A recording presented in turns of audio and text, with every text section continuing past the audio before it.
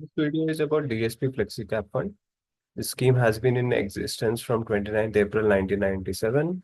The fund manager is Bhavin Gandhi, and he has been managing this fund from March 2024. That means exactly 1 year.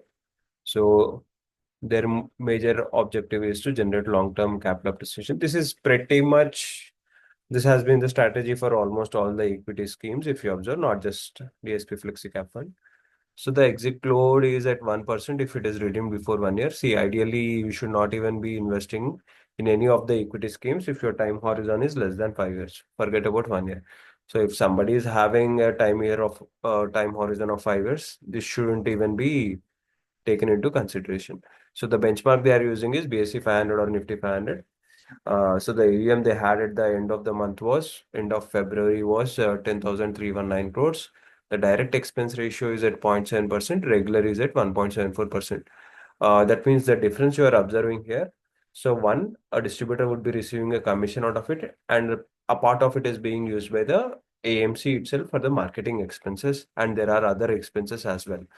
So if an investment advisor is charging you 0.8% plus GST, then probably you'll have a similar kind of expense on this fund.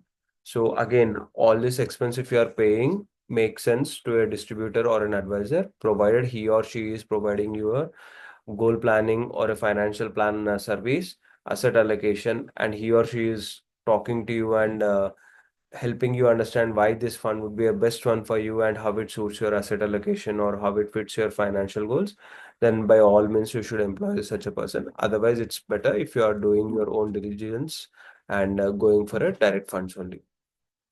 So on the analysis side, let's look at how this fund's performance is against various indices. Now let's look at the medians. On the median side, this fund has done better than the Sensex, Nifty 50, Nifty 500, and Nifty 500. So this is across the timelines if you look at it on the medians, right? Again, the most pertinent timeline would be 5 to 10 years time.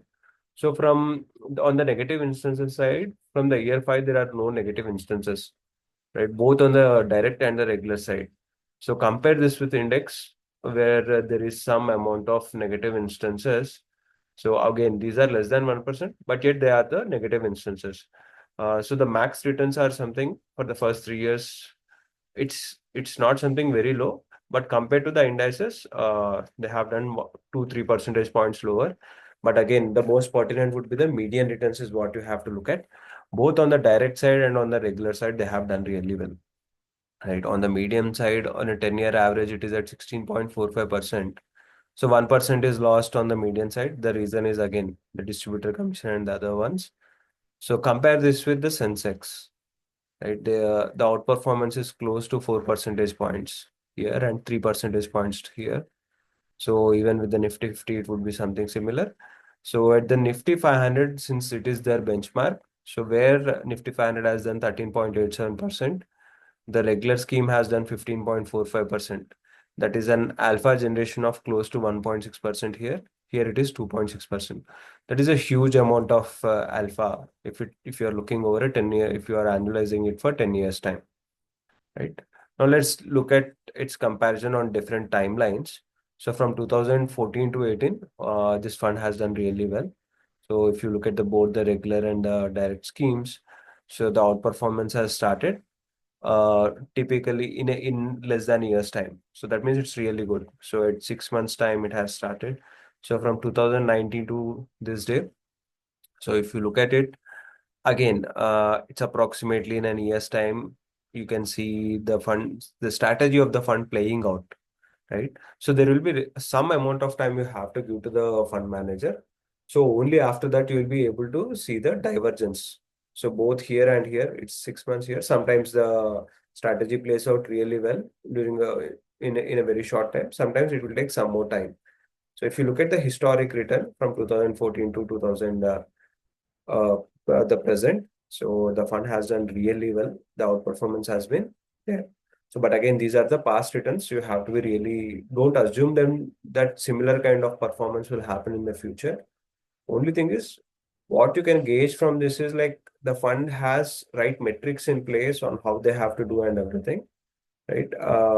One key risk which is always there is a change of the fund manager. The fund manager has changed an year ago. So an year's time is like very short duration to judge a fund manager. But most of these fund houses are institutions. So of course the fund manager is a key man. So but we don't know his role. I'm how crucial it is something which we have to, which everybody has to take a leap of faith, right? Not just here, everywhere there is a churn of fund managers. So, but overall, it has done really well. So again, so this video is for educational purpose only. Before going ahead and investing in such schemes, just you should not just look at the past performance and assume it to be the future that same results will be delivered in the future. You have to look at your asset allocation and you have to look at your goals. After you feel comfortable with the thesis of the fund manager and how of the fund and how the underlyings are there, then only you have to invest, right? It's all, and again, you may, in case you are not somebody who is finding time, probably you will be better off discussing with your advisor or a distributor. Thank you.